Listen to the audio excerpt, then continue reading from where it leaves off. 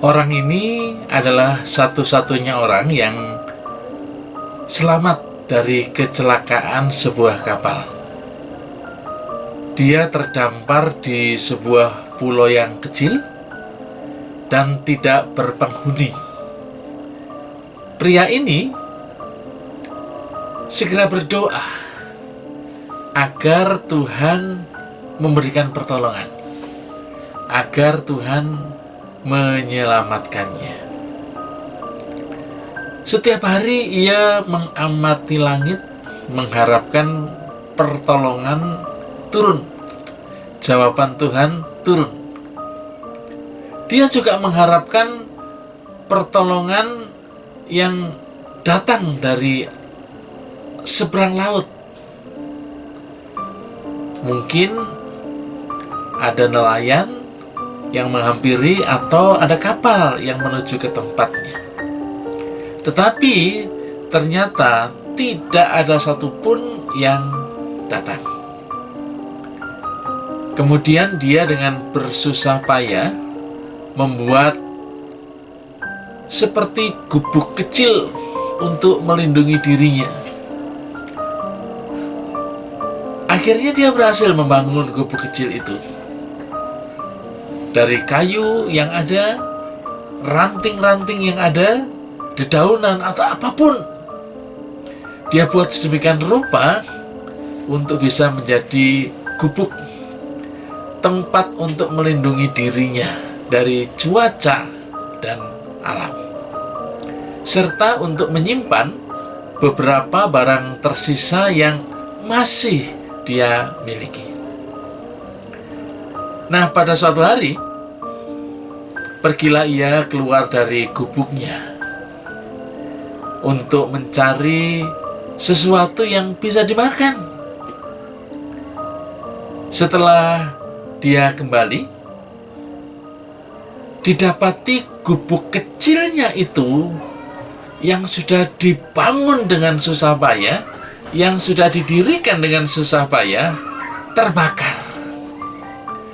Asapnya mengepul ke langit, membumbung jauh tinggi ke langit. Dan yang paling parah, apa yang tersisa, apa yang masih ia miliki, semuanya ikut terbakar. Dia sedih. Dia juga marah. Dia marah kepada Tuhan. Dia berkata sambil berteriak, "Tuhan, teganya Engkau melakukan ini kepadaku." Lalu dia menangis dan menangis sampai ia tertidur di dalam kelelahannya. Pagi-pagi keesokan harinya, dia terbangun oleh suatu bunyi-bunyian. Dia berpikir, sepertinya itu suara kapal. Lalu dia bangun, dia berdiri, dia berusaha melemparkan pandangannya, mencari asal bunyi yang ia perkirakan kapal tersebut. Dan benar, ternyata ada sebuah kapal yang cukup besar yang mendekati pulau itu. Kapal itu datang untuk menyelamatkannya. Beberapa awak kapal turun untuk menghampiri pria ini. Lalu si pria ini mendekati orang-orang yang datang itu, yang dari kapal itu. "Bagaimana kamu tahu bahwa aku ada di sini?" Tanya pria itu keheranan kepada awak kapal atau penyelamat yang datang kepadanya itu. Lalu salah seorang dari mereka menjawab, "Kami melihat tanda asapmu yang kau kirimkan itu. Kami melihat asapmu mengepul di atas. Dan kami berpikir kamu membutuhkan pertolongan." maka kami menuju ke sini. Jawab mereka. Saudaraku,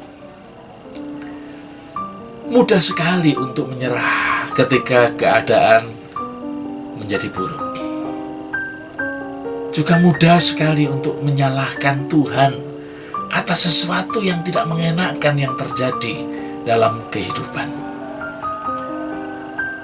Ingat, Tuhan pernah berfirman, "Aku sekali-kali tidak akan meninggalkan engkau, dan aku sekali-kali tidak akan membiarkan engkau." Seringkali pernyataan Tuhan ini mudah sekali dilupakan dan mudah sekali diabaikan. Padahal Tuhan juga banyak terlibat dalam segala macam kejadian yang menimpa kita, menimpa manusia. Makanya kita harus yakin sekaligus mempercayai bahwa Tuhan bekerja di dalam kehidupan kita, bahwa Tuhan turut bekerja dalam apapun yang terjadi dalam kehidupan kita, termasuk pada saat kita dalam kesakitan, termasuk kita dalam kesusahan. Dia turut bekerja di sana.